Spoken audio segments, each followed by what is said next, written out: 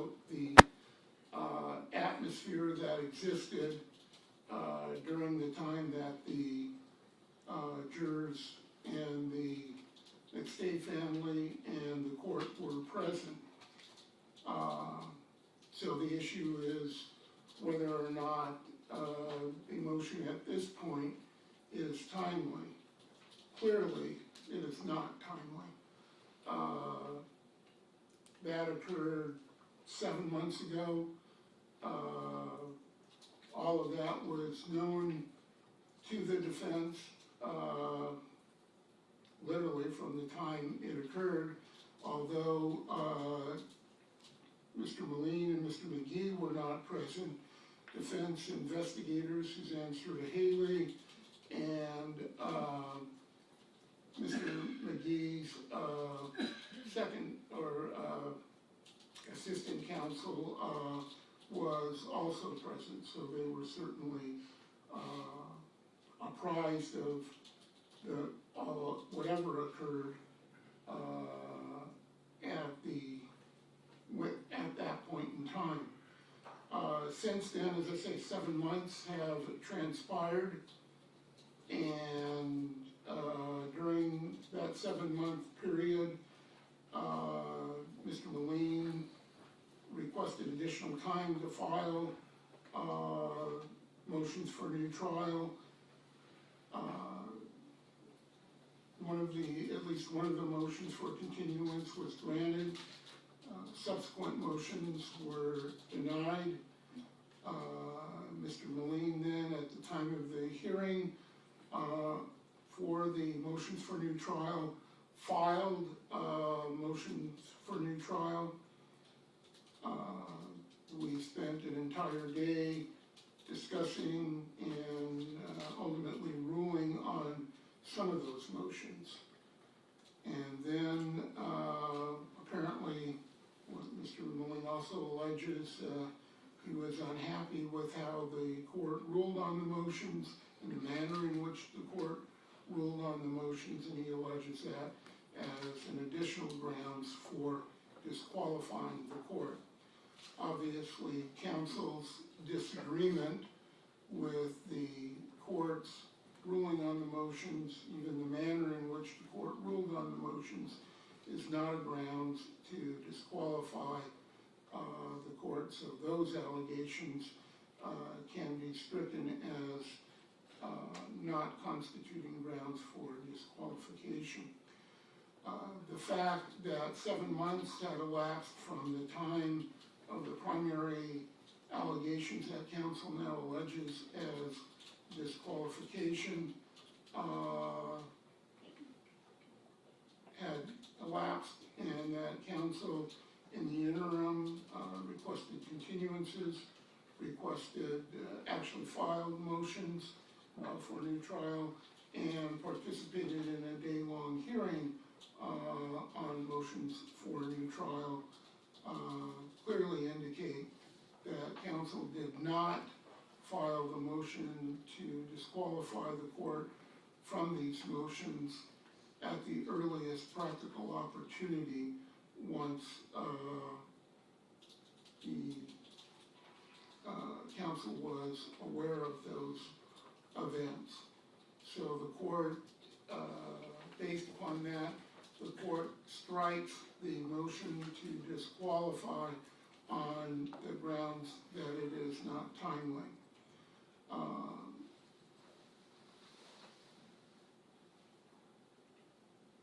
Suffice it to say that if we were to reach the merits of the issue, the court would file a written statement denying the nature of the allegations and explaining in the court's view what in fact did and did not occur during the meeting in which the jurors, prosecution attorneys, and the McStay family were present. The defense defense counsel, of course, was invited to be present for that. I think the record indicates the court's comments at the time were if the jurors wished to speak with the attorneys would be available shortly, and that's when the attorneys had the opportunity to go back and talk with the jurors. But since the court is striking the motion for disqualification on grounds of timeliness, this is not the appropriate time or manner to address the issues alleged in the motion.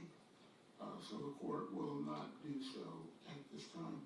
Having stricken that motion for disqualification, court will continue to consider the motions that have been filed previously. As I indicated, there was an additional motion for new trial that defense counsel made on the grounds of cumulative misconduct of the prosecutors during the trial. And there were, defense counsel provided a notebook with 6 exhibits, many of which were DVDs of, I guess, clips from various parts of the trial showing the prosecutors during particular moments of the trial. Court indicated that it would not view those or accept those exhibits, although they have been marked as exhibits. They are part of the record that any appellate court can review, but the court is not considering them for a number of reasons. First, if there were instances in these various clips that were not brought to the court's attention at the time, it would be inappropriate to make the motion at this time, since if it had been brought to the court's attention at the time, the court could address it. I understand that Mr. Mullane is of the opinion that the court did not do anything when, on the occasions he did bring it to the court's attention, and therefore, I'm sure he would argue that it was pointless to continue to do so. Nevertheless, if it's not brought to the court's attention, the issue is essentially waived and cannot be brought up as a grounds for new trial when it was never brought up during the course of the trial for the court to address. Of course, there were numerous instances where Mr. Mullane did, not just Mr. Mullane, where the defense team made objections and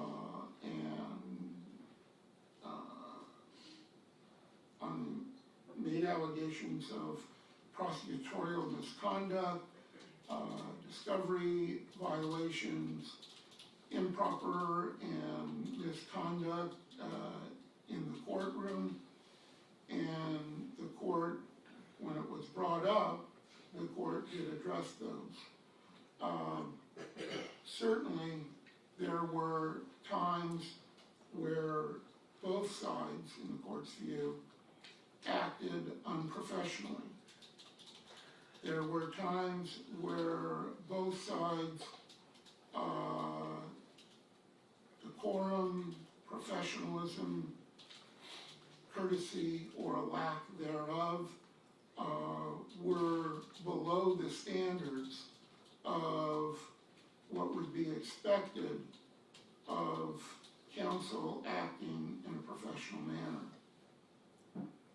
instances, and the court commented on this during the course of the trial, there were instances where the court indicated it appeared that counsel on each side seemed to be more intent on attacking opposing counsel than they were in presenting their own case or in refuting the opponent's case.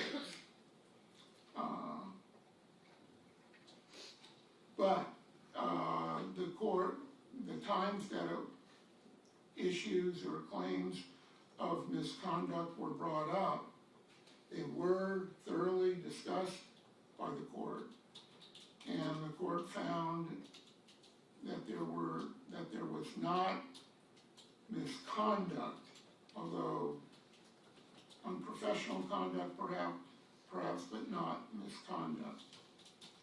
The remaining issue by defense counsel is that while each alleged incident in and of itself may not have been misconduct or rise to the level of such prejudice as to require a new trial, that the cumulative effect of the totality of all of the conduct of the prosecutors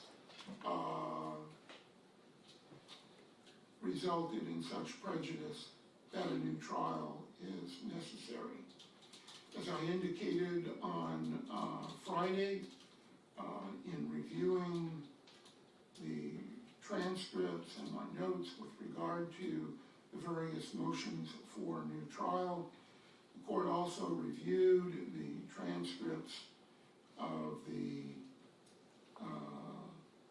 areas where there were claims of misconduct, motions for mistrial, and I'm satisfied after reviewing all of those that number one, there was no prosecutorial misconduct. Number two, there was no prejudice, even viewing the totality of all of the alleged instances of misconduct did not rise to the level of prejudice to the defendant. As I indicated during the trial and as I indicated on Friday, that it has been my experience, and certainly Mr. Moline is aware of a recent trial in which he participated, in which unprofessional conduct of, or what was alleged to be at least, unprofessional conduct similar to the conduct Mr. Moline is now alleging in this case was alleged in the other case, that was cited as one of the reasons by the jurors for voting not guilty in this other case. So it's been my experience that when counsel conduct themselves inappropriately, that does not aid them or their case, but is to their detriment in the jury's view. And I expressed that to counsel during the course of the trial. But in any event, court finds there was no misconduct, there was no prejudice to the defendant as a result of any of the complaint of conduct by counsel. And therefore the motion for a new trial on the grounds of prosecutorial misconduct and the cumulative effect of the totality of the prosecutor's conduct is also denied. With regard to the motions for a new trial, Exhibit 7, which was all of the diagrams, maps, illustrations by the defense cell phone expert, are admitted into evidence as part of the evidence submitted on the motion for a new trial on the grounds of insufficient, both on the grounds of insufficiency of the evidence and ineffective assistance of counsel. Exhibits 1 through 6, which are either clips from the trial or other additional evidence which was explained as necessary to show the falsity of the prosecution evidence. Those have been marked as defense exhibits 1 through 6. They are not admitted into evidence at the hearing on the motions for a new trial, but they are part of the record in the case for review. The motions for new trial having been denied,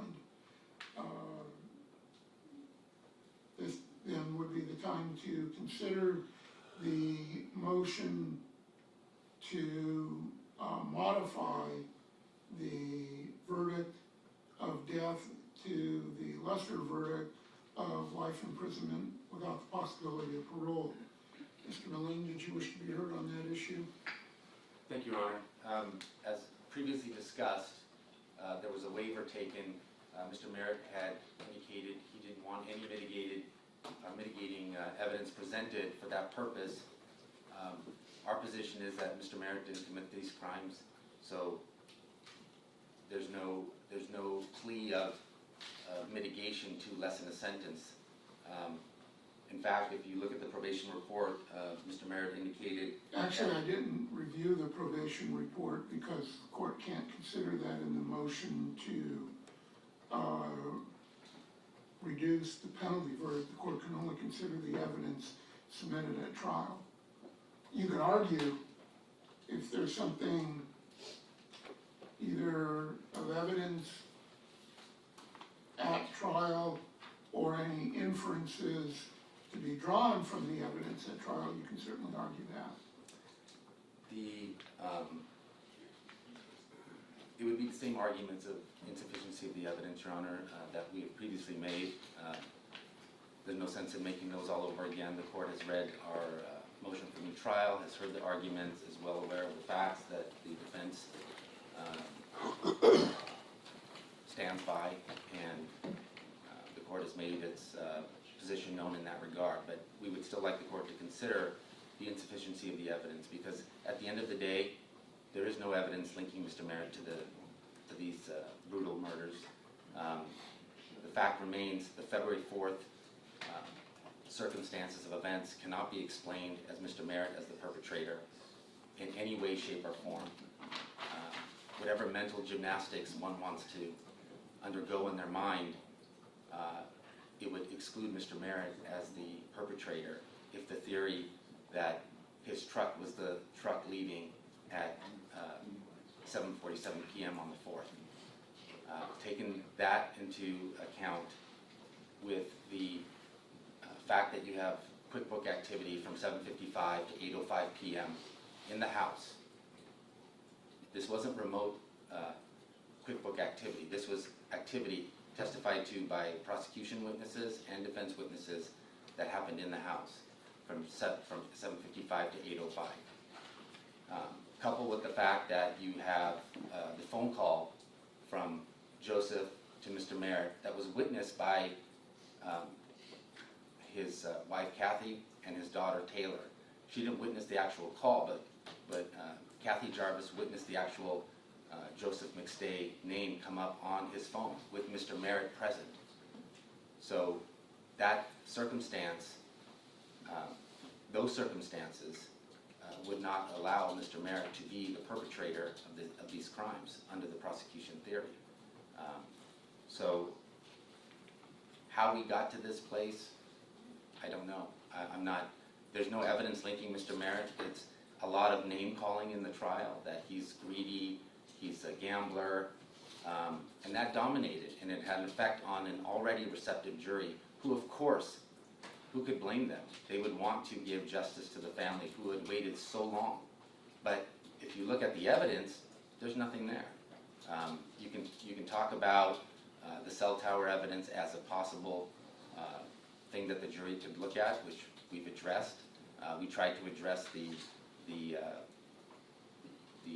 believe the mistake of the call data records, which indicate Mr. Merritt could not have been in the 85th degree azimuth, but the board has heard our arguments on that on Friday. The DNA evidence that the court cited, again, you're talking about a trace contribution. Don Jones, the prosecution's own expert, indicated that would be consistent with transfer DNA. It would be consistent, even though there's no evidence of a handshake or anything like that at the meeting on February 4th. If there was contact, a handshake, or what have you, that would be consistent with trace DNA being on the steering wheel of the Isuzu Trooper. It certainly would not be consistent with somebody driving the car to San Ysidro, because there would be more dominant force of DNA on the steering wheel and the controls. So actually the trace amount of DNA on the steering wheel was actually something that was exculpatory, because it showed that he could not have been the driver. And the list goes on. Whatever the prosecution said about whatever fact, and this is what we wanted to present in the motion for new trial, whatever they said about any given fact or any given circumstance was taken out of context. And when you look at what the prosecution did with the exculpatory evidence, they hired an expert, Dr. Lenny Rudin. They had this expert for multiple years on the issue of whether the truck was Mr. Merritt's truck. As we get into trial, we have a 402 hearing where Dr. Rudin realizes that there's a problem with the measurements. He expresses those problems to Mr. Imes and a series of emails on February 15th. Now, mind you, we're over a month into the trial. The defense knows nothing of this, but Dr. Rudin and Mr. Imes are having these email conversations where Dr. Rudin is expressing his doubt as to whether or not it's Mr. Merritt's truck, with all the Faro scans and with all the imagery that they were trying to use to show it was Mr. Merritt's truck. And based on the hard data, based on the measurements, Dr. Rudin then shares a series of emails and text messages with Mr. Imes saying basically, this is not Mr. Merritt's truck. Now, what does Mr. Imes do with that information? This is his expert at the time. What does he do? Nothing. He covers it up. He doesn't fulfill his duty in a death penalty case and tell the defense, hey, wait a minute, this is not, these measurements, we may have a problem with these measurements and I should disclose that to the defense. Instead, Mr. Imes keeps that information to himself and it represents to the court and to the defense that everything is A-OK. I'm sorry, Your Honor, I have to object. That's a false misrepresentation of this court. Let him finish his argument. You'll have a chance to respond. He withholds that evidence. He has a text message that further and more specifically indicates why Dr. Rudin is expressing doubts about the measurements of Mr. Merritt's truck. Instead of disclosing that to the defense, he keeps it to himself, and we have to find out during a 402 hearing in the middle of trial that this exculpatory evidence exists. And in any other court that I can ever imagine, I've been doing this a long time now, in any other court, Mr. Imes would have been at the very least admonished in front of the jury. Jury instructions would have been given for withholding evidence, exculpatory evidence from the defense, and at worst, he should have been removed from the case, there should have been a mistrial, and he should have been charged with a crime. It's a crime for a prosecutor to do that. But nothing happened. The jury didn't know about it. The court did not allow us to ask and address those issues in front of the jury. So the jury didn't know what Mr. Imes did, the sneakiness of his actions, the misconduct that he engaged in there. The jury had no clue. And then, in closing, Mr. Imes argues that Dr. Rudin is some kind of freak and quack, and he's not to be trusted, that he was doing this testimony for his retirement. And he knows that they didn't charge him a penny. Dr. Rudin worked for free for them, and he worked for free when he contacted us. If not for Dr. Rudin contacting us and saying, hey, we got a problem here because I just watched Dr. Licio, or Mr. Licio's testimony, and that guy is lying. And let me tell you the story. And that's how we found out about what Mr. Imes had done. And the court blocked that entire line of questioning so the jury could not hear it.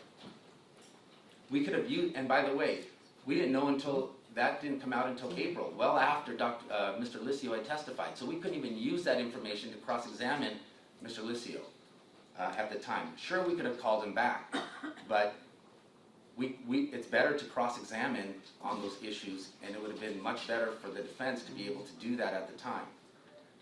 And then, during the time that the court indicates that there were multiple allegations of misconduct, on many of those occasions, Your Honor, Mr. Imes demanded a hearing. If the court recalls, Mr. Imes demanding a hearing as to the misconduct allegations. Well, when it came time for us requesting a hearing on his misconduct and withholding that information from the defense, the court didn't give us a hearing. Mr. Imes didn't want a hearing then, because you know what Mr. Imes did? He submitted a declaration to the court as his explanation for destroying the text message that he got from Dr. Rudin, and the court allowed that to occur without a hearing. So you can understand how we believe during the course of the trial. I'm going to object. This isn't really relevant to reducing the verdict at all. Go ahead. This created the atmosphere that led to a jury that can find Mr. Merritt guilty. When you talk about greed, and when you talk about all the things, the nonsensical things they talk, how do you counteract something when they're just name calling? You can't do it. And that's the atmosphere that permeated the trial. But in terms of evidence, Your Honor, there's no evidence that Mr. Merritt did this. Not one shred of evidence. And it was the court's responsibility to say, wait a minute, guys, where's the evidence? Where is it? Before we're gonna determine, before we even go to whether the jury gets to decide or not, where is the evidence? The court had that opportunity at the 11:18, and it doesn't matter what the court's going to read in terms of the court's slant on the evidence. It really doesn't matter, because everything the court says about what Ms. Blake said or what Michael said, it doesn't matter, because they were impeached with earlier statements that were contradictory. So there's simply no evidence in this case, but the court, this is where we're at. I'm not sure how we got here, but we're here. And the court's going to do what the court's going to do. But in regards to reducing the sentence, if the court is going to go with the jury's finding in this case, what other sentence is there? The brutal killing of 2 toddlers and an entire family? There's only one verdict for that, Your Honor. It's just not Mr. Merritt who did it, but I don't see how the court can do any other, I don't see how the court can do anything other than what was been recommended by probation and what the prosecution has been asking for, because this type of a crime demands that type of punishment. It's just the wrong guy. And I'll leave it. Yeah. Mr. Imes, you wish to be heard? Yes, Your Honor. Pursuant to California Penal Code Section 194.e, the court is well aware of its duty to reweigh the penalty phase evidence in deciding whether or not the jury had sufficient aggravating evidence to substantially outweigh that of the mitigating evidence that was presented. As I laid out in my trial brief to the court on that issue that was filed some time ago, I hope the court had an opportunity to read it. I did. I lay out for the court that even though that no presentation of mitigating evidence was done by the defense, there was sufficient evidence in the record for the court to consider, aside from the testimony of Ms. Jarvis and the defendant's daughter. The one thing that is clear is that on the merits, the defense's position is to impugn the credibility of not only the jury now, but also the court. And that is not a basis to reduce the verdict. The question is, what did the jury see and what did the jury do? I refer to the court's extensive and lengthy ruling on the 1118.1 motion in the middle of trial, and I refer the court to its own ruling on Friday as to the motion for new trial and the factual underpinnings of that. That would be evidence of this crime and this case. It is clear that this jury weighed the aggravating evidence and the mitigating evidence. And I do note that pursuant to People v. Hawkins, 1995, 10 Cal 4th, 920 at 971, footnote 7, the court is limited to the evidence within the penalty phase. Granted, the people did rely on the circumstances of the offense, so some of that evidence does become material and relevant to that analysis. But what this jury did was not a rubber stamp. As the court recalls and the record reflects, this jury actually returned a clearly deliberated verdict. They not only returned a death verdict as to Summer, Gianni, and Joseph Jr., instead, they returned a verdict of life without parole as to Joseph. That itself is evidence of deliberation by this jury and weighing the substantial evidence of the aggravating and mitigating factors. I think the court can also take into consideration the defendant's lack of remorse. I think that has been abundant and apparent from the day one of this investigation, through his attitude towards investigators in the interviews, his statements to investigators, his statements to the family, through today. Lastly, I will only correct this for the record, not to engage in argumentation, that Mr. Moline's representations to how the Dr. Rudin evidence played out is a complete fabrication and falsehood and bastardization of the record from the hearing that the court did conduct. The defense was given notice of Dr. Rudin at the beginning of the trial, were provided his materials. During the course of preparing for trial, the people did make a tactical decision not to use him. And at that moment, an email was sent to all counsel, advising them of Dr. Rudin's conclusions and inviting them to contact them for further explanation as to all the technical details. They were on notice. So to say that they didn't learn about it until Dr. Rudin contacted them is not accurate and is false. The court should not consider that in weighing this, as the court is limited to the evidence that was presented at the penalty phase. Based on that, based on the pleadings, unless the court has any specific questions or inquiries, people would submit and ask the court to deny the statutory motion to reduce this deliberative verdict from the jury. All right, Your Honor, I do have one brief comment. sure.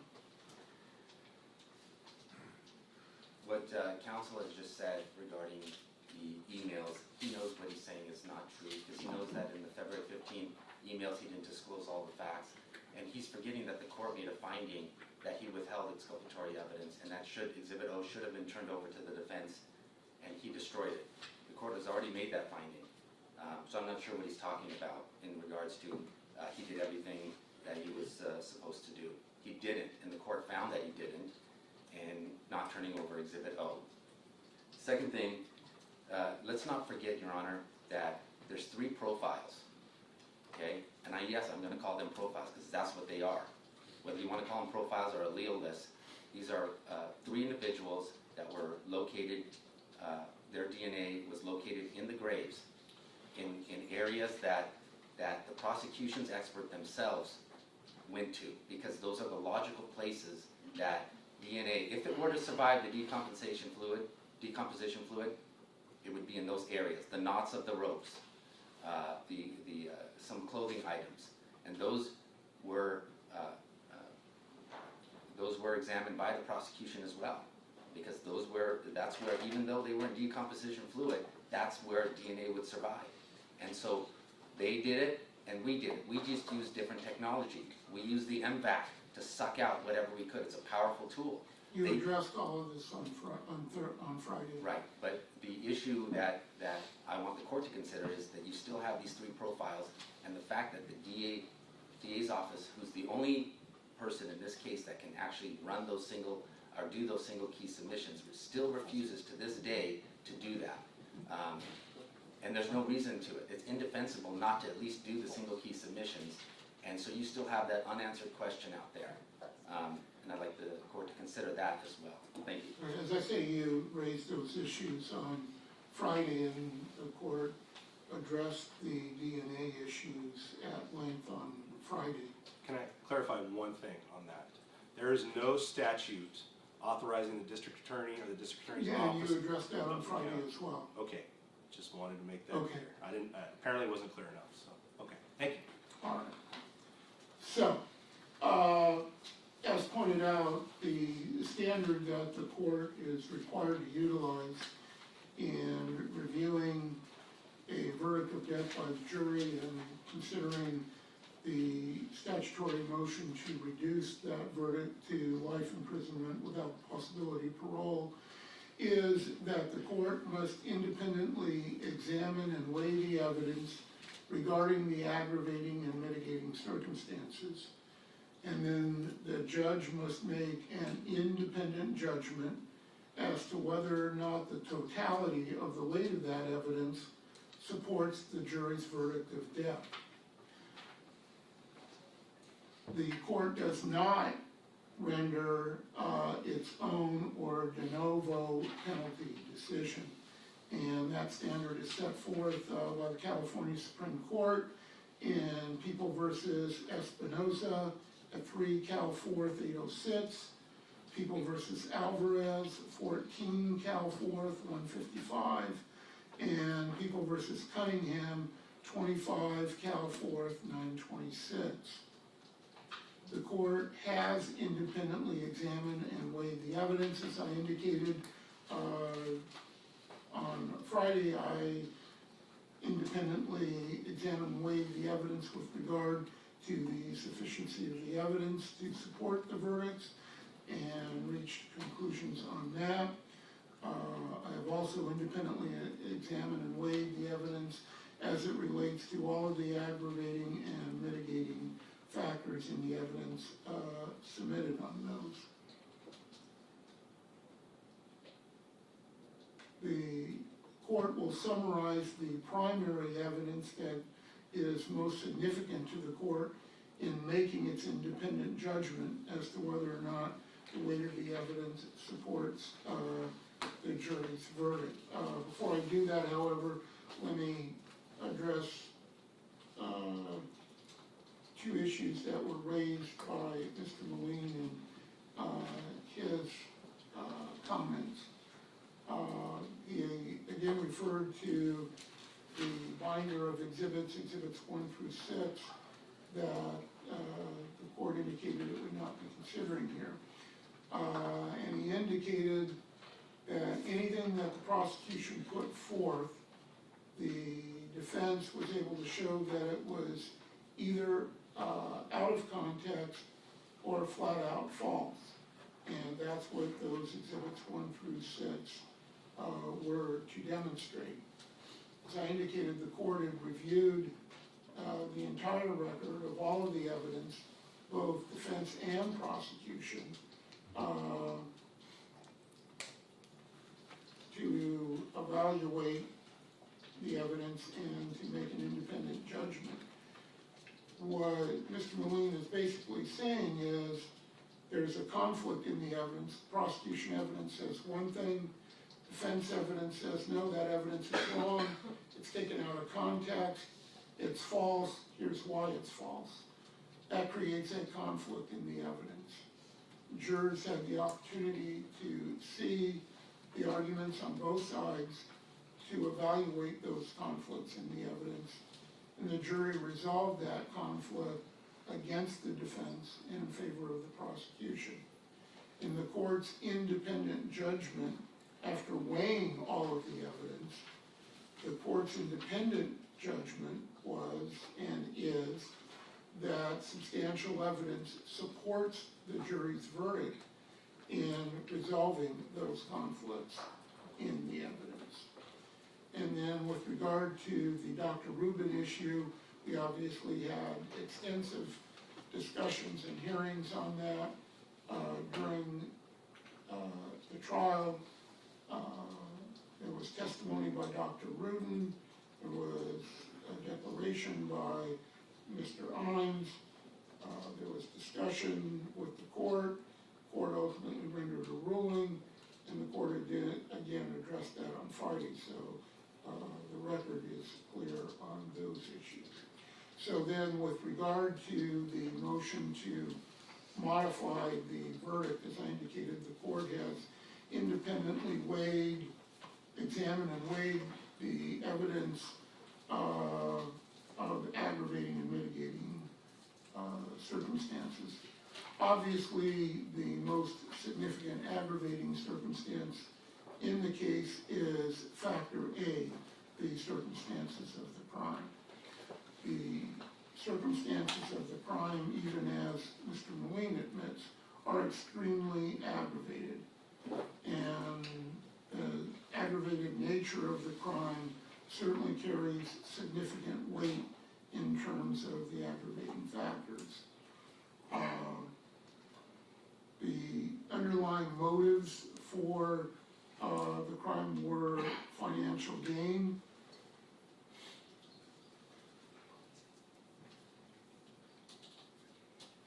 And if there were a conflict between Mr. Merritt and Mr. McStay, whether it be over taking money from the business, quality of his work, whether or not he was going to continue, if that resulted in a dispute or argument or fight between them, even if it resulted in a premeditated murder of Mr. McStay alone, we wouldn't be here on a verdict of death. And I think the jury recognized that, as pointed out by the prosecution, even with all of the other aggravating circumstances. When it came to the murder of Joseph, the jury set the penalty at life imprisonment without possibility of parole rather than death as to Joseph. But what makes the circumstances here more aggravated is that the defendant went to the victim's home where he knew Joseph's wife and young children were.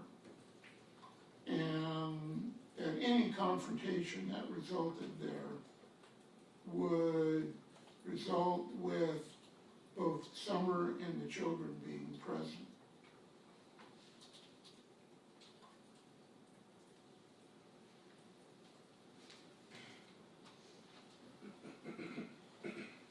As acknowledged by Mr. Moline, the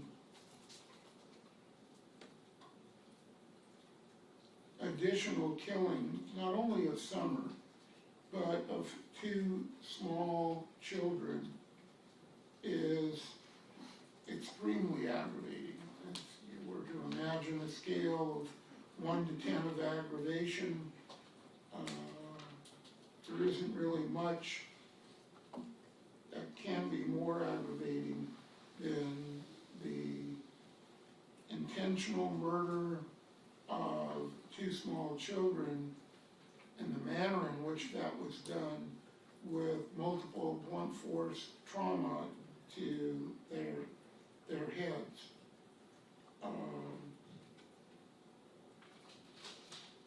This, as I say, the aggravating nature of that is extremely high and carries significant weight. And as I indicated, the manner of the killings, not only of the children, but of Joseph and Summer, of multiple forceful blunt force trauma to the head, is extremely violent and adds to the aggravating nature of the circumstances of the crime. Related to circumstances of the crime is the impact of the deaths of the family members.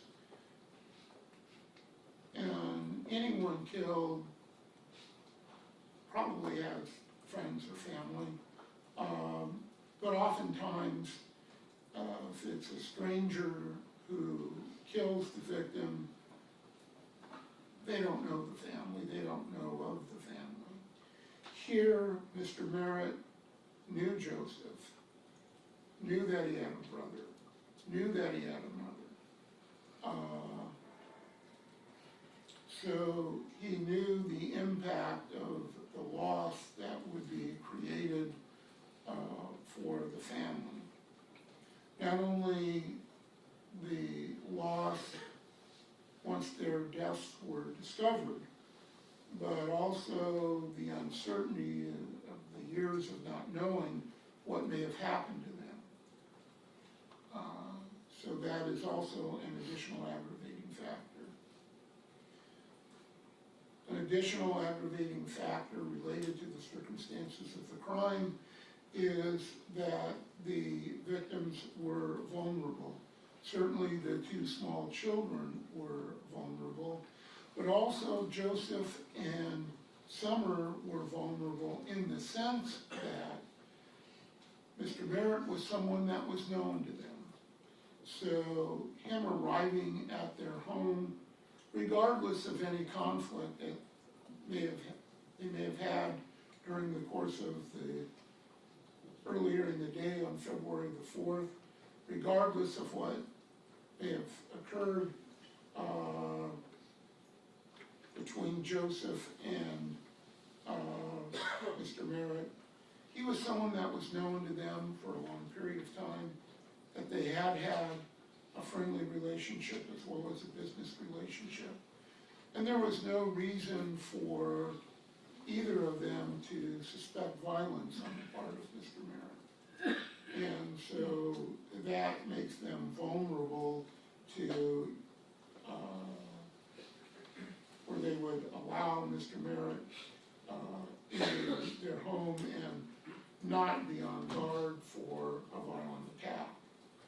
And while the court did find that the evidence suggests the multiple blunt force traumas to the head, which would have resulted in significant bleeding and a significant bloody scene, did not occur inside the house.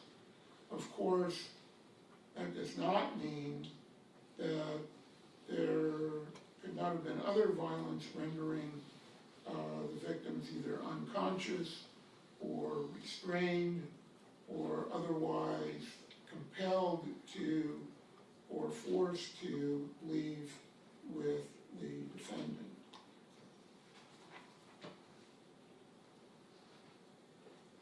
Factor B is whether or not there are any prior incidences of past violence on the part of the defendant. Here, there is not. There is no history of any prior violence on the part of the defendant. That is a significant mitigating factor on behalf of Mr. Merritt. Factor C is any prior felony convictions of the defendant. Mr. Merritt did have some prior convictions for theft-related actions. I believe they were second-degree burglaries. There was more than one, so the existence of those is an aggravating factor, but given that they, number one, were not violent, number two, there may have been one within a year of the offense in this case, but the others were more remote. Court does not consider them a strong or a substantial aggravating factor, but the existence of them is still an aggravating factor. But the court does not give significant or strong weight to evaluation of the weighing of the aggravating and mitigating factors. Factors D, E, F, and G do not apply in this case.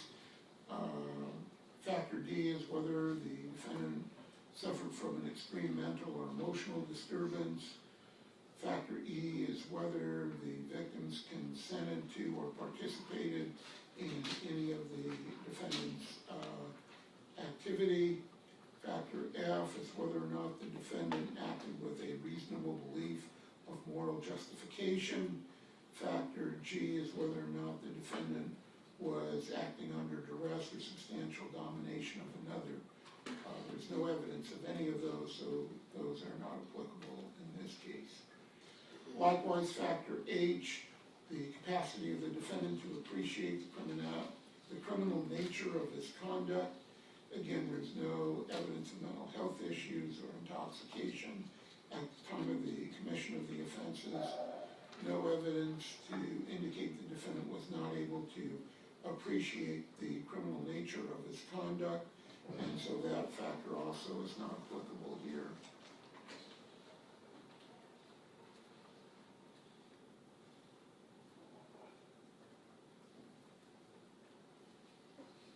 Factor I is the defendant's age. Court considers that factor to be neutral, not aggravating or mitigating. Factor J is whether the defendant's participation in the crime was minor. That also is not applicable here. Factor K, any additional mitigating evidence. Here, there is other mitigating evidence. The defense raised the issue of lingering doubt in the penalty phase. And I suppose in a circumstantial evidence case, there is always some room for some possible or remote or lingering doubt. And the court will acknowledge there is the possibility of the existence of some lingering doubt, and that is a mitigating factor to take into consideration in determining the appropriate penalty. In light of the court's ruling with regard to the sufficiency of the evidence, again, the court does not consider that a strong mitigating factor or attach significant weight to it, but it is a mitigating factor. The prosecution argues lack of remorse is an aggravating factor. Court does not consider lack of remorse in this case to be an aggravating factor. The defendant's position throughout the trial is he is not the person who committed the crime. So a defendant asserting his innocence, I don't think can be considered a factor in aggravation. And so the court does not consider lack of remorse where the defendant is steadfast in his assertion he is not the responsible party to be a circumstance in aggravation. During the guilt phase of the trial, the defendant's daughter testified. She testified to certain facts with regard to the alleged phone call on February the 4th. She was also permitted over the prosecution's objection to testify at that time in the guilt phase as to aspects of Mr. Merritt's character, which the court does consider as mitigating evidence. She indicated that she had a close and strong relationship with her father, and that reflects positively on Mr. Merritt.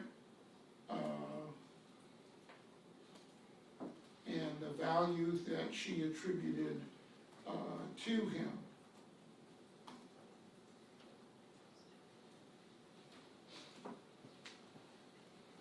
She indicated he was, even though he may have always been present, he was a good father. He instituted good values in the children, and she attributes those values of her father and the direction given by her father as a significant factor in her current academic success and goals for the future. And all of that reflects very positively on the defendant's character and shows a strong family bond with his children, and his wife also testified to similar characteristics, although she also testified to some negative aspects as well. But overall, certainly there were positive aspects of the defendant's character, close relationship with his children, which reflected very positive values of the defendant. The court, in its independent weighing of the evidence, considers that to be significant mitigating evidence. Also, the defendant definitely has a creative streak.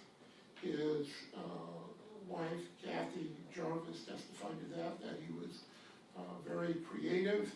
That was demonstrated in the custom design waterfalls and fountains that he produced. There were times where he indicated, where he demonstrated positive work ethic in maintaining a business, creating a creative product.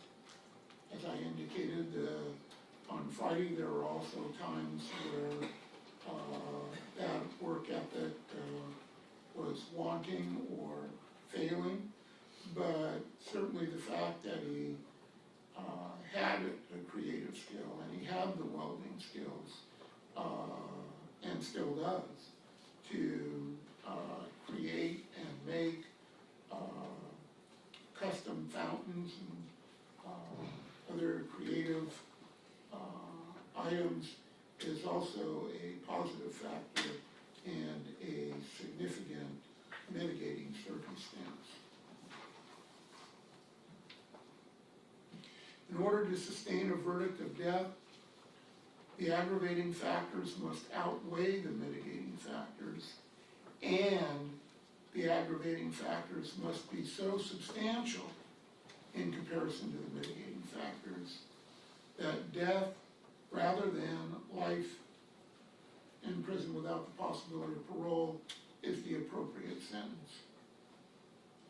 The jury so found that with regard to the murder of Summer, Gianni, and Joseph Jr., that the aggravating factors did outweigh the mitigating factors, and that the aggravating factors were so substantial in comparison to the mitigating factors that death was the appropriate verdict for those three offenses. After independently examining and weighing all of the evidence of all of the aggravating and mitigating circumstances, it is the independent judgment of this court that the totality of the weight of the aggravating evidence overwhelmingly supports the jury's verdict of death. The extreme violence and savagery of the nature of the killings, particularly of two small children, far outweighs the totality of all of the mitigating evidence.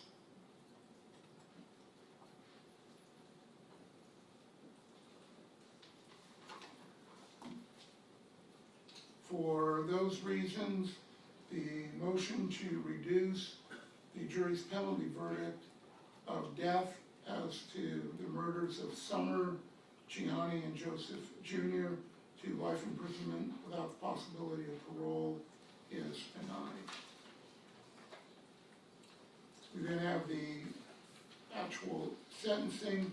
As I indicated, the court has not reviewed the probation report since the court cannot consider the probation report or any other outside information in ruling on the motion to reduce the verdict. If counsel wish the court to review the probation report, I'll take a brief recess. To do that, if you waive that, we can go ahead. We would waive that, Your Honor. People also? Sure. All right. Prior to the court formal sentencing, then there was one victim statement that was given on Friday.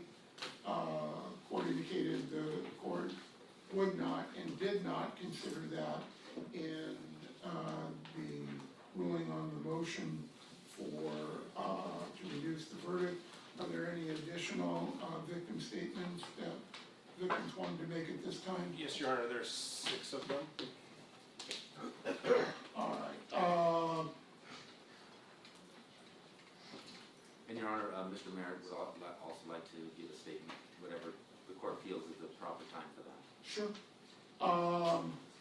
Okay, go ahead. They can come up and give their statements. Tracy Russell.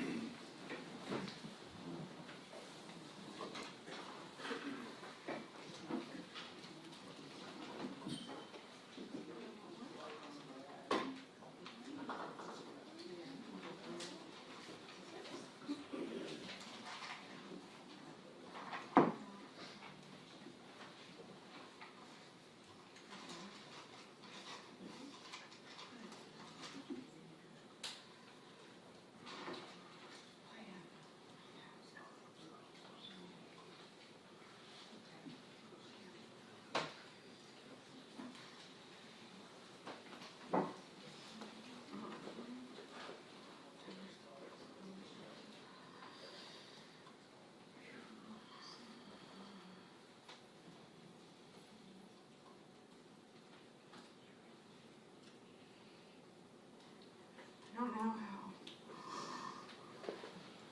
I could ever explain the impact this man's had on our family. I'm going to have to ask you to try to speak a little bit louder. If you want Ms. Rodriguez to read it for you, you can have her read it.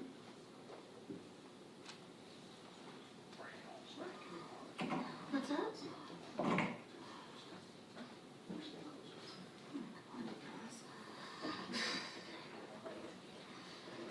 I don't know that I could ever explain the impact that this man has had on our family. This trial has been excruciatingly painful. We will never recover from these evil acts. We are scarred for life. It takes but a memory, a thought, a song, seeing or hearing something that has to do with them to rip this one open time and time again.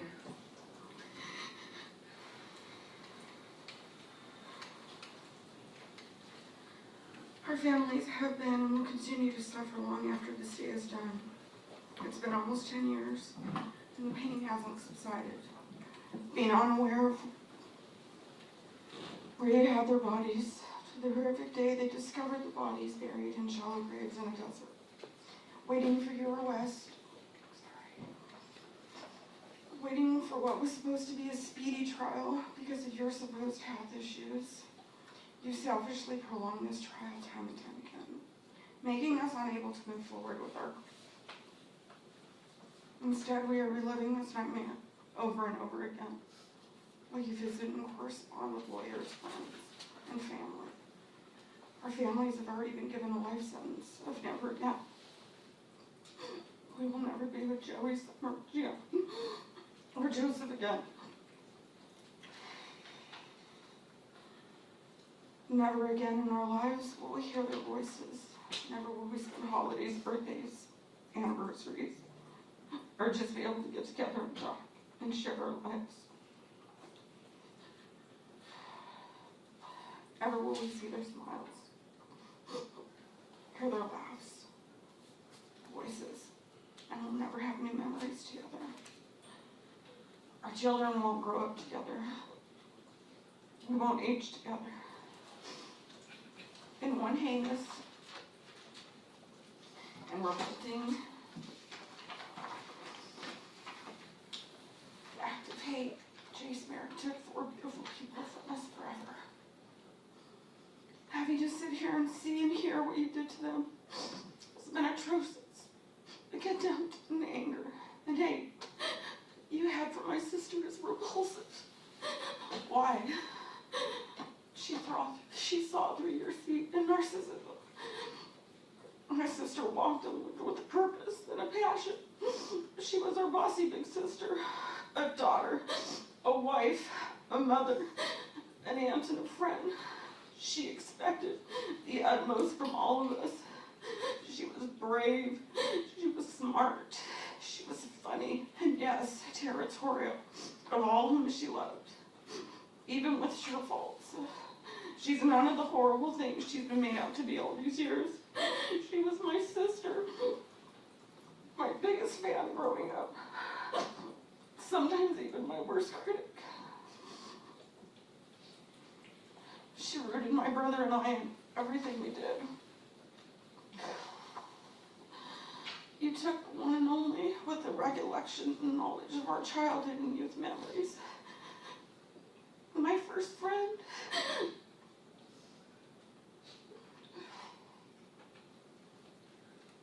Every day there are reminders of her, of us, and of them.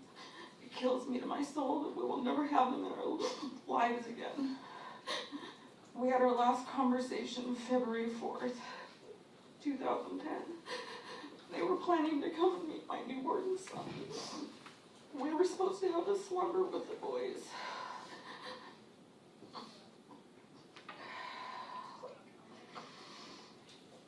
My son will never have the opportunity to know them, or create memories growing up with his cousins. He'll never know or create everlasting memories with his Auntie Summer or his Uncle Joey. Losing Joey, Summer, Gianni, and Joseph is indescribable. There's no way to express the emptiness and the pain. I replay our last conversation over and over again. You lost something? With all the would've, could'ves, and should'ves, I shudder and ache knowing what you did to them. You took their lives so violently. You sit there with zero remorse or accountability. After you heinously murder my sister, her husband, and my innocent nephews, there's no justification or comprehension for what you've done. To see how your actions have devastated and destroyed my mother, knowing there's nothing I can do to alleviate her daily pain and suffering. You murdered her firstborn daughter, her son, and her 2 grandchildren. She now suffers depression, anxiety. She's been hospitalized numerous times, twice over this last summer.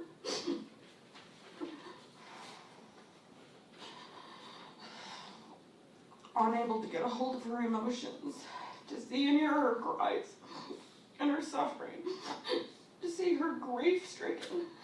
You've sentenced her to a life of grief. She couldn't even endure the pain of continuing to come to this trial. You left my beautiful nephew Jonah fatherless. You violently murdered his father and his brothers. There's a hole in his heart that none of us will ever be able to fill. Through the years up to now, I've received emails, read blogs, social media posts, slandering my family, the victims, and I'm ready to address them all. I've been asked for for statements to be part of books, television shows, and movies. For what? Our outcome won't change. I'm haunted for being so emotionally unstable I wasn't even able to speak at their services. We were tormented for years of not knowing, and years of waiting. I'm forever grateful to the motorcyclist who called in what he thought to be human remains. That call led us here.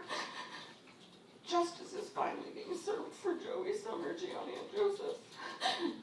Although this doesn't mean we get them back, or anyone wins. I have sat behind the murderer's family. With my family. He still hasn't admitted what he's done. Who hides behind attorneys. Who I am appalled at for wanting this man to hurt other innocent people. Yet I still strongly for his children, who are innocent and have also lost their father. For that I am truly sorry, and I empathize for their pain and their loss and their suffering. I want to express my gratitude to everyone behind the scenes for bringing this man to justice. Britt, Melissa, Sean, and Ryan at the forefront for being diligent, kind, and informative. I would not have been able to navigate through this legal, devastating, emotional trial. Emma, who sat by my side every day since January 7th, constantly encouraging me and guiding me every step of the way. I'm grateful to all the detectives, Hanky, Bachman, Fisher, Avila, Gaffney, and all those behind the scenes. Your passion for justice, your skill, your hard work, your perseverance, dedication, and kindness. To me and my family all these years, leading up to and during this trial. The jury for your guilty verdict, your civic duty and mighty sacrifice for being here and having to see and listen to what this man has done. My husband, family, and friends who stood by me, helped me with my son, and made it possible for me to be in court, to see this man brought to justice.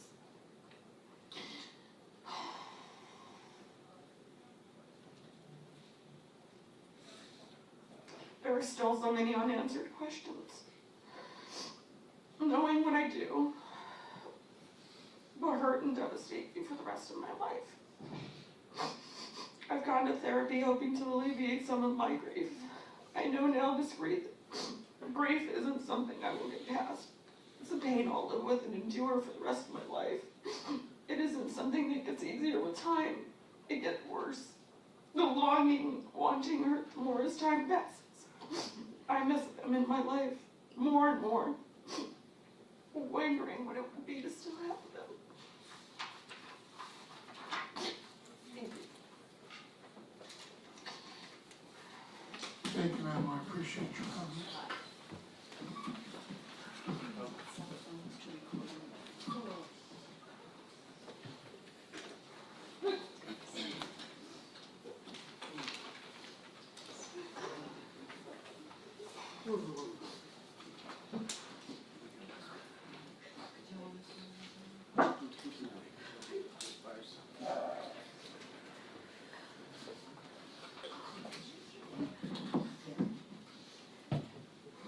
Now we have Miss Susan Blake here. Yes, thank you.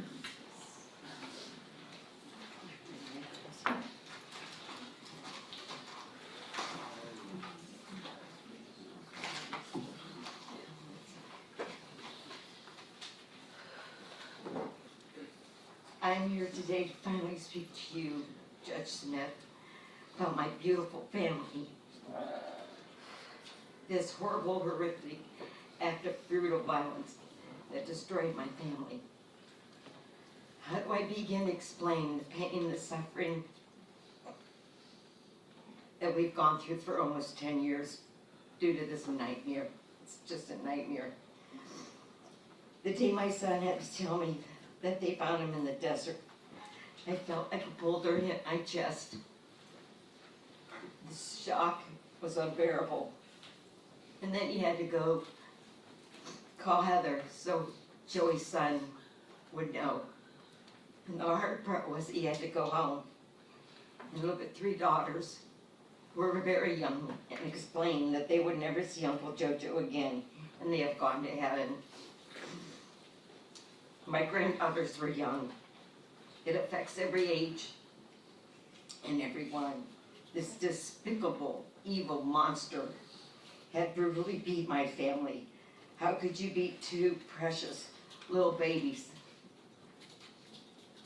How scared were they? Jay's crying for mommy and daddy. You had a choice. Chase, you are a low-life coward and a baby killer, and labeled that. Just a monster. They were beautiful little boys who never had a life, never got to ride a bike, play sports, go to school, be a teenager to learn to drive a car, or go surfing with their dad. And Summer loved her boys. You deserve the sentence the jury came to. You deserve to go to prison, and I hope that you look over your shoulder and be scared just like my grandsons. I have waited almost 10 years. These jurors went through so much, and then finally heard the words guilty. I respect and am grateful for your decisions, and they are my angels. I am grateful to Sean, Britt, Melissa, and Ryan, and the team that we don't meet, that worked so many years to put you behind bars. You deserve to pay for what you did to Joey, Summer, Gianni, and Chubba. You deserve to suffer like my family and Summer's family has suffered. We will never hear their voices, laughs, only on videos. I feel sorry for your children, knowing what their father has done and been convicted for. It is a sad day for everyone. Joey was a kind, generous, easygoing son. His family did not deserve this, and now I know they are all together in heaven. The boys are sliding down rainbows, Joey's surfing the clouds, and poor Summer's chasing after them. They are all together and will always be in our hearts forever. This is where I go and talk to my family. This is their gravesite, and anyone is welcome to go there and say prayers. Joey had a surviving son named Jonah, and he was only 12 years old when this nightmare started. He thought his dad left him, and he's gone through a lot of pain, has had a lot of counseling, and has suffered so much. But he will be speaking later today. Thank you. Thank you, ma'am, I appreciate your comments. Your Honor, Mr. Albert Vergara would like to address the court. Sure.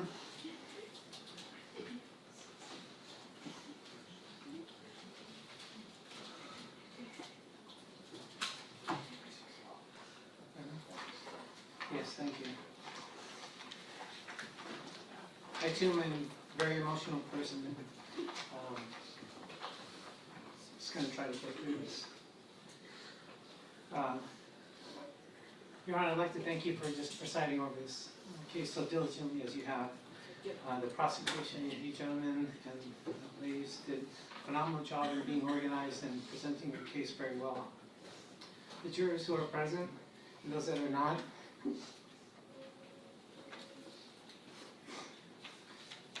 thank you for the time and attention that you gave this case.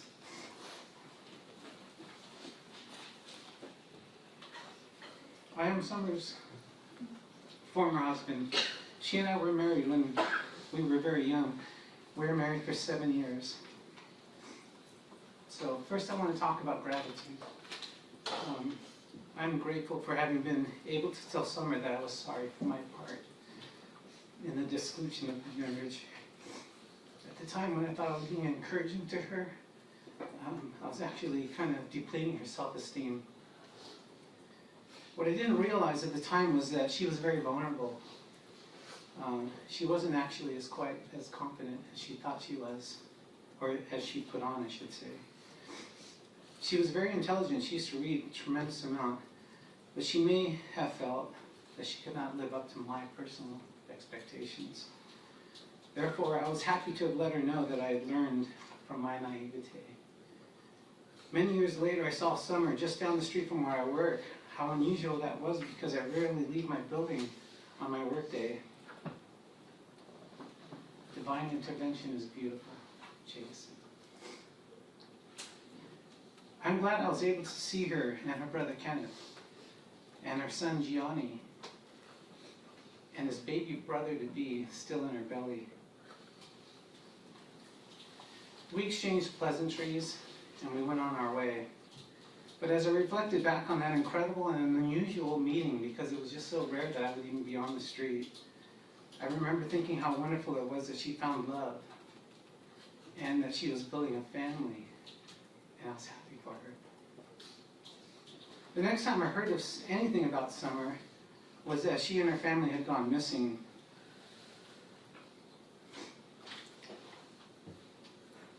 I now can't remember how I learned of her disappearance, but the anguish one feels from not knowing is something that I won't forget for the rest of my life. I just felt deep compassion for the families. A major worry came over me. It was all just so strange. It's completely gone. Before the bodies were found, part of the inner turmoil is how one's imagination runs wild. Our current culture is to seek answers online, and unfortunately, we inevitably encounter the internet trolls out there that seem to have it all figured out. From the personalities of the victims to what they believe that the victims are capable of. Now, when I say victims, I mean Joseph and Summer, and Gianni and Joe Jr. Let's not depersonalize this by calling them the victims. I learned at the funeral that Joseph, because I didn't know him personally, was a great guy. Always wanting to give of himself, mentor people. He was a good friend, it seemed like, and obviously a good husband. You can tell by the support of the family, just a good man altogether. And I'm grateful that Summer had met him. Her judge of character was spot on, as it was back when we were young. Her judge of character was spot on when she met you, Chase. Charles. I guess she didn't like you.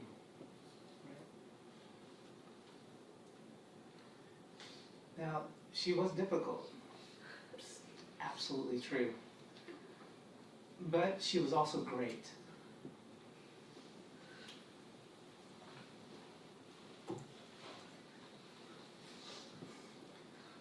When you were with her alone, she was wonderful. When others were involved, she felt the need to put up her wall. But I don't believe she was mean-spirited. She had an incredible need to keep certain people at arm's length. One time, when Summer and I were young, we were discussing what we wanted to do when we died. It's the kind of romantic thing you say, you know, when you're young. She said to me, I want you to play this song at my funeral. It's Norman Greenbaum's Spirit in the Sky, and these are a couple of the lyrics that were important at that time.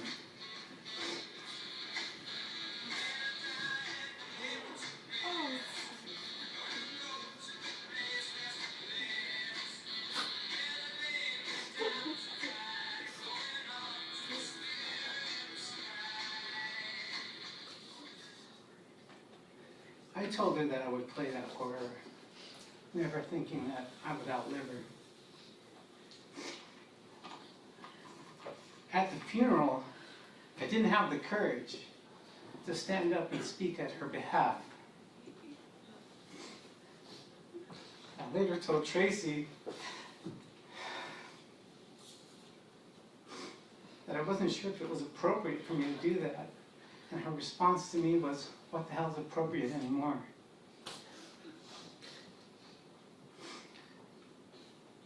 When I thought about what I wanted to say to you, I thought about being vulgar to you. Maybe you'd expect that. You just sit there looking at me like you were watching TV, still disconnected from what you have done.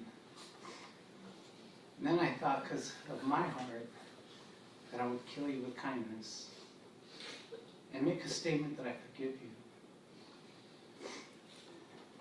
But I'm not able to do that. I don't forgive you. So instead, I want to psychologically mess you up. Human beings compartmentalize trauma, and I want to wake up that suppression in you. Every time you hear a sound in prison or in a movie that is similar to the sounds that you made that day when you murdered a family, I hope it rings loud in your ears. And that those sounds haunt you, Chase.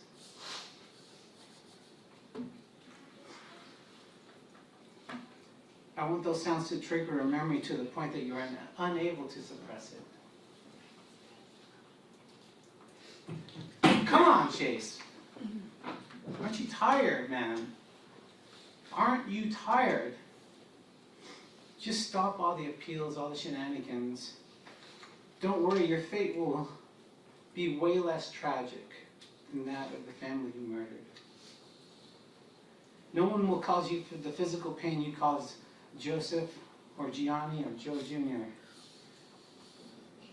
No one is going to beat you or break your jaw the way you beat Summer and broke her jaw, my ex-wife. And I loved her. Even though I couldn't marry her, I loved her once, I'll always love her. How could I not?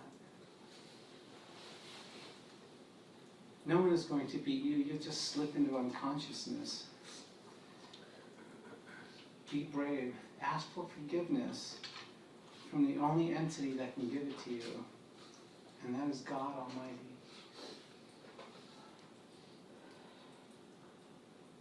I'm sad for you. I'm really sad for your family. I'm sad that my family never met you. Thank you, sir. I appreciate your comments.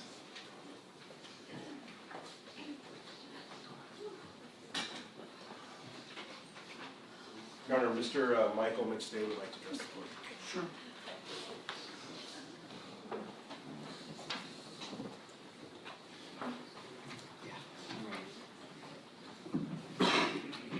Hi, Your Honor. November 13th, 2013, I left a mark.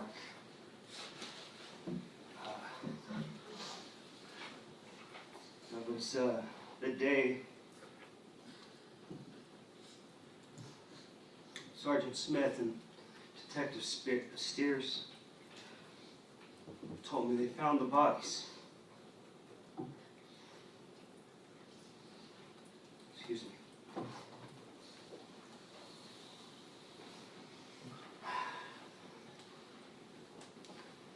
But the jury has spoken.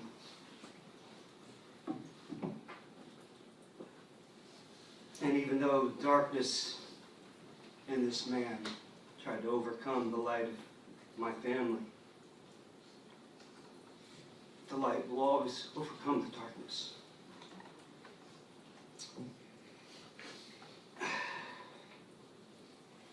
My mother, my father lost a son, a daughter-in-law,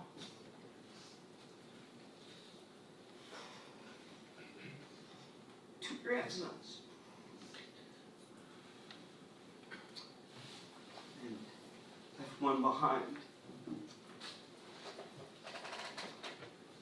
Having to watch my mother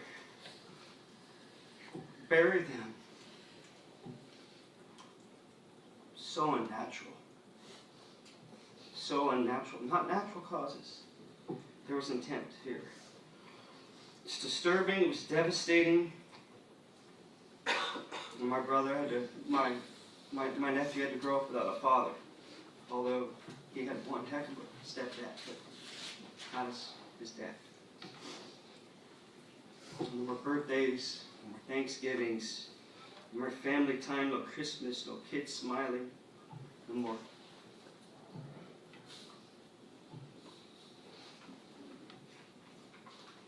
my own, it didn't just mark me that day.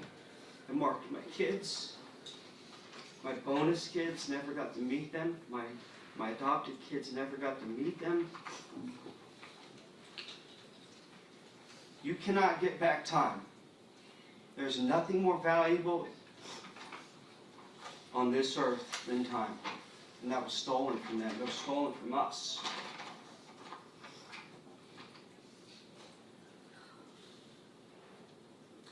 I never got to meet my lovely wife.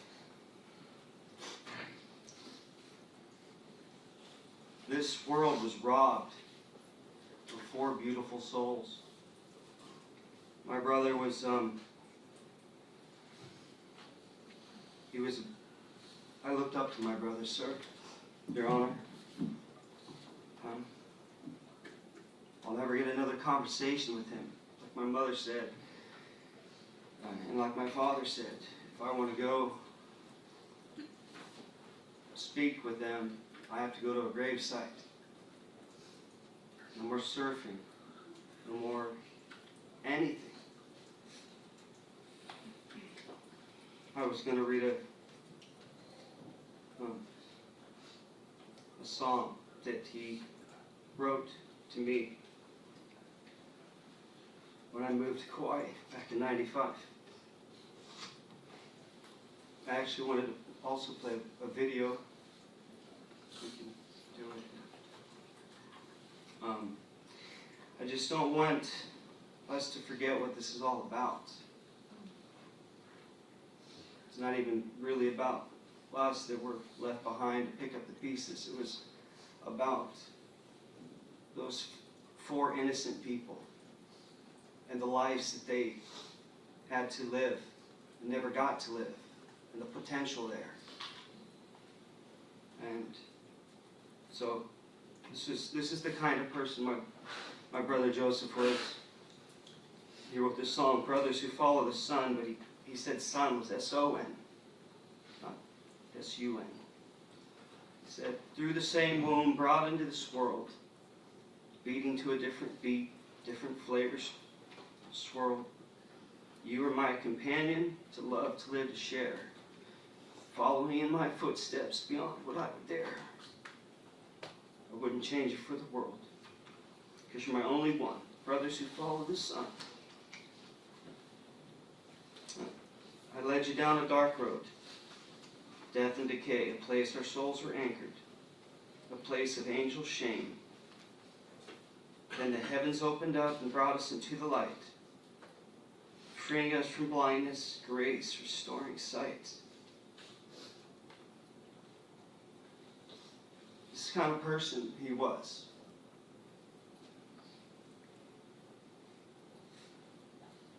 It was this whole thing is a bad deal. it's I'm not a gambler, but it's a pretty poor exchange rate. We lose 4 beautiful souls for one to remain. One that's heartless,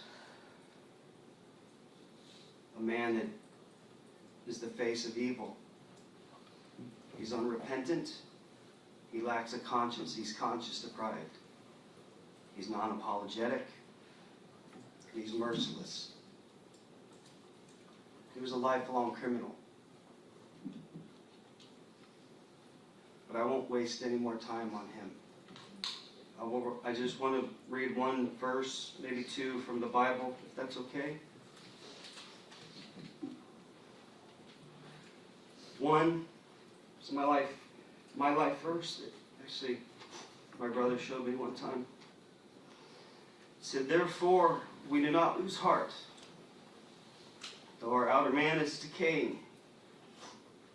Our inner man is being renewed day by day. For momentary light affliction is producing for us an eternal weight of glory, far beyond all comparison, while we look not at the things which are seen, but unseen, because that which is seen is temporal, the unseen is eternal. So I will waste no more time, no more words on this man. He's not worth my time. He's not worth their time. He stole their time. He's not worth it. So this final verse is 1 John says, "This is a message we heard in him and announced to you. God is light. There's no darkness at all. If we say we have fellowship with him, yet walk in darkness, we lie and do not live by the truth." So I walk away from this time, Your Honor,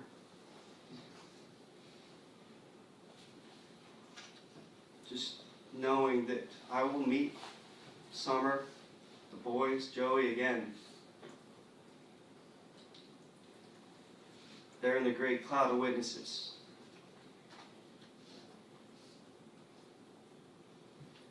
And I know that they've spoken. They've rendered a verdict. So I'm asking you not to reduce the sentence. Thank you, sir. Thank you, sir. I appreciate your comments.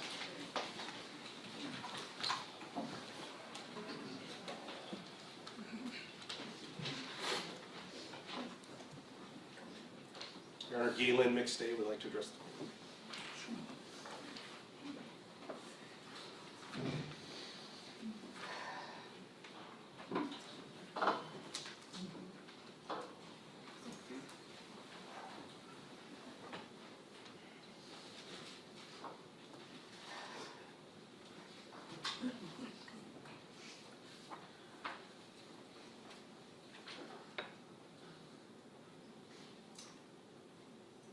I'm Galen McStay, speaking as the wife of Michael McStay, Joey's brother. More importantly, I am an unashamed follower of Jesus, and that's why I stand here today. I'm speaking on what could have been. Loss is not just what was, but what could have been. As you see in our wedding picture above, we're missing two that fit right in between purity that aren't there because they weren't there with us. What could have been because of the choice that you, Chase Merritt, made to brutally murder my husband's family. We are forced to now live in the continuous what could have been state of loss. Through marriage, I have a brother-in-law and a sister-in-law and two beautiful nephews. But because of you, Chase, they reside in heaven, not here with us. There's really no possible way to describe the impact, the horrendous, violent crimes, the murders of my family as Mike's wife has had on our lives and the lives of all of our family. It's truly indescribable, but I will make an attempt. My husband had to propose to me on bended knee in front of a gifted memorial bench for Joey and Summer and Gianni and Cheba that's directly up above the street from our own home. The front of the memorial bench reads, "Riding the Waves of Heaven." My husband should have been able to propose to me at that same spot overlooking the surf at sunrise, but then been able to run down those steps at 204s with a board under his arm to go catch waves and share his good news with his big brother. Two brothers that followed the sun in the light of the sun. Instead, I just had to imagine it that way. There are hundreds, if not thousands, of what could have been in our life as Joey's sister-in-law. Most every moment of every celebration we have is counteracted with the realization of the loss of Joey, who is not there to share it with. Just like this family picture you're looking at. Everything in our lives from now on is always bittersweet. There's always happiness, always not sadness mixed in with it. Our lives in San Clemente, where Joey lived, worked, and served at the constant reminders of his absence constantly surround us. We can't escape it. Mike lives in the constant what was. They ate together there, they served together, they worked together, they took birthday parties with their families together at the park. I walk our Husquita, Kuma, Little Bear, in honor of Bear, on the beach and envision what it would be like to watch our daughter Faith and Joey surfing out front together, their smiles, their long, thick, wavy hair. But then I wake up to realize that's never going to happen because you killed him. and you robbed her of knowing her uncle and enjoying her Uncle Joey? What about how it impacts my mama's hearts for all of our sons, Caleb, Noah, and Christian, who are all like their cousin Jonah, the surviving son of Joey, in different ways? Handsome, the curly hair, responsible, gifted musically and in photography, intelligent, respectful, insightful, compassionate old souls, which tells me they are like their Uncle Joey, but they have to settle for stories because their Uncle Joey, instead of his presence and influence on their lives, you took from them. My heart breaks for what could have been for our bonus children, Freedom and Ezekiel, who entered America without 4 family members to greet them and know them and invest in them. They would have had the love and influence from Joey in their anti-summer. This summer when Zeke surfed and paddled out all on his own in the lineup, catching waves and hooling and howdying out loud, it should have been with his 2 cousins. Instead, it was alone. Gianni and Joey Jr. were not there by his side because you murdered his cousins. Freedom and Faith and Ezekiel also have an eye for sea glass binding that they could have done with the boys right in front of the house on the beach where they lived. But you brutally murdered 2 innocent children instead. What about the other 2 children, Shekinah and Bella? Shekinah also serves and is athletic, and Marbella Grace, who's athletic but also shares her Uncle Joey's humor and mischievous side. They only have a handful of memories because they were only 6 and 9, and you took time away from them and left them with small memories. Or Purity, who is only 3 and wants to have her own memories to live on, but who mostly speaks of growing up under the perpetual sadness of her dad, who told me at 9 years old, "Thank you for making my dad smile and laugh again. Maybe this is what he was like before he missed his brother Joey." I am not responsible for the impact your crimes against my bonus children's father family, but I am left with bearing the brunt of trying to navigate it all with them. What impact your violent, cowardly murders had on my husband's family in other ways besides our 9 blessings and all the lives that you've ruined and all the could-have-beens we live in their absence? In the words of my daughter, I've had to carry a burden of pure evil on my shoulders because of someone who murdered your husband's brother. Since being with Mike, it's like you've gone through it every single day with trauma. There's so many days every single year because Joey is so special that many, many, many days correlate to him and his death in some way. The words of our friend that Mike has been in a constant state of loss and grief for an entire decade. In the middle of it all, you stepped into a grieving family, dealt with intolerable pain while trying to put one foot in front of the other and keep it together.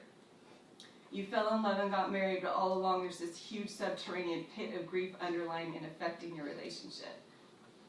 Being by Mike's side, watching him process grief, absorb the weight of all the pressure, the media, the constant questions when we are out, our last name is mentioned, are you that family that went missing, and then the family that was killed by their own friend? The disruptions of, I am sure, well-meaning people, but who have no boundaries and contact him on family time and holidays because they follow the case on social media and feel that they are our real friends, going on interviews with him and having people bring up horrific details as if it's just a story, but the gruesome and brutal details of the crimes that you committed are his family. It's not just a Netflix documentary to us. The details are shocking and nauseating to sit through. The constant phone calls and questions while we're trying to have what is a, quote, normal life with our blessings. The pressure in being the only living son, the pressure to continue getting up, showing up, and running his own business to provide, and so much more. All of this without his sounding board in Joey. Mike is protected by nature. I've seen the frustration and anger for not being able to protect his family from these monstrous acts of violence you did against them. I constantly live in between not knowing what to say, when to say something, and when not to say anything. And it can change depending on the trigger or the memory of Joey. Joey's kindness, his general heart, and his generosity. The loss is just too insurmountable. I can't do it. I can't articulate it. You took what could have been decided to keep the family, but on your actions to act like a coward of all cowards, by taking your rage out on a 5'4", 110-pound sister-in-law of mine. Summer and I would have loved raising our cousins together. She was strong, she was protective. She loved her man and her boys fiercely. I admire her, and I get that. She also had influence on Joey and was discerning and not easily manipulated. You obviously hated that, Chase. Being exposed to the evil details and pictures of your monstrous and rageful acts of violence against Summer devastated me as a woman. Being in your presence in this courtroom after these details expose you for the monster you are caused great anxiety for me. I have never been exposed to such an evil person in my presence, and then to go home to my beautiful daughter and have to think about training her in self-defense and exposing her to what kind of people are really out there was a horrible thing to do and live with. You brought evil into our innocent world. I feel bad for the horrendous legacy you have left your own children, burdened with and forever changed by too. God have mercy and grace on them for all of that.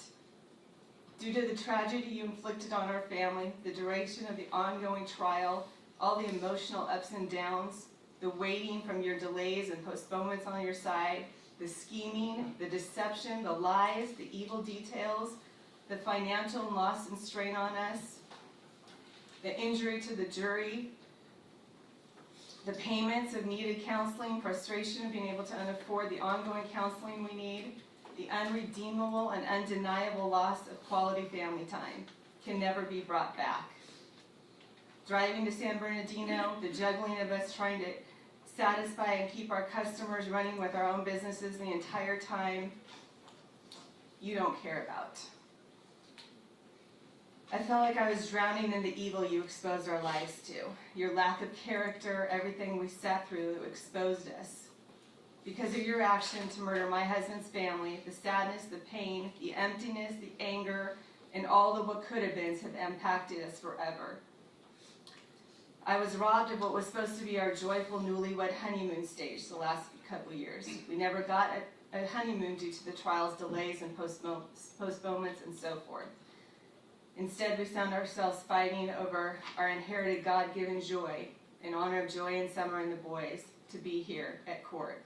We will navigate through the what could have beens, the kind of loss with our beloved family members, with the help of the Lord and the loved ones that are willing to stay with us through the uncomfortable and unrelatable circumstances you have caused in our lives, knowing that we will see them again in heaven.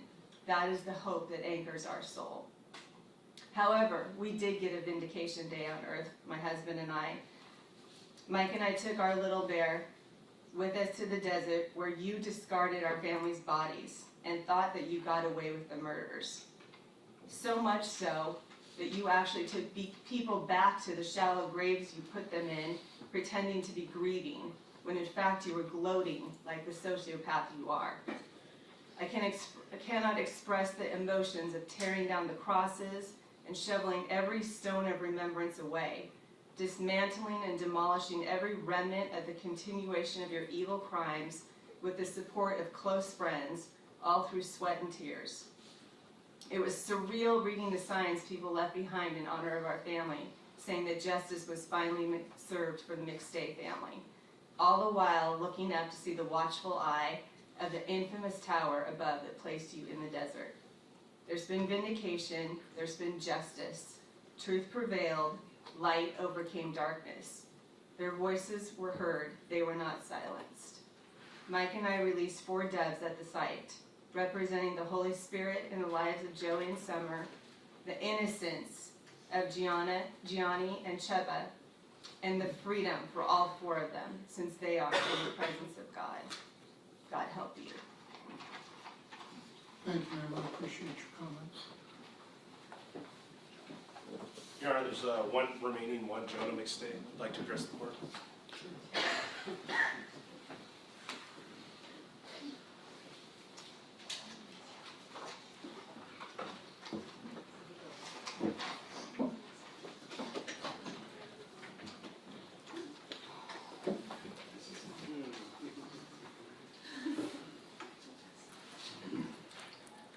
My name is Jonah McStay, and I'm the son of Joseph McStay.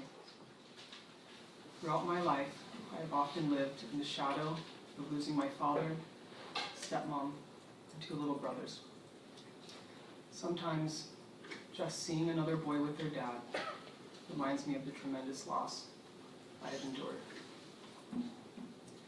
Despite this, through healing, discovering my strength, and persevering, I have strived to live a life these family members will be proud of. I fight each and every day to mend the wounds left by someone who, instead of healing, sought to destroy others, my family, for their own personal gain. It is my deepest desire in my own life to not spread pain or suffering, but end the cyclical and often generational hurt that gets passed along as people lie, ignore their responsibilities, and deceive themselves until they are engaged in the kind of evil we have heard about in this courtroom. It has been so powerful to see my family come together and rally behind one another. And I hope people know that with help, therapy, the God of their understanding and support, even if it's just by one person, they too can heal from horrible situations. Ultimately, I hope to be a father one day. And when I am, I will hold my children close, closer still, because I know what it's like to lose people I love. But I will also hold them close because I now know what it's like to love, cherish, and experience reconciliation in ways I never thought possible. My deepest gratitude to everyone who fought for justice for my family. Thank you. Thank you, sir. I appreciate your comments. We'll take a 10-minute recess before continuing with the sentencing matter.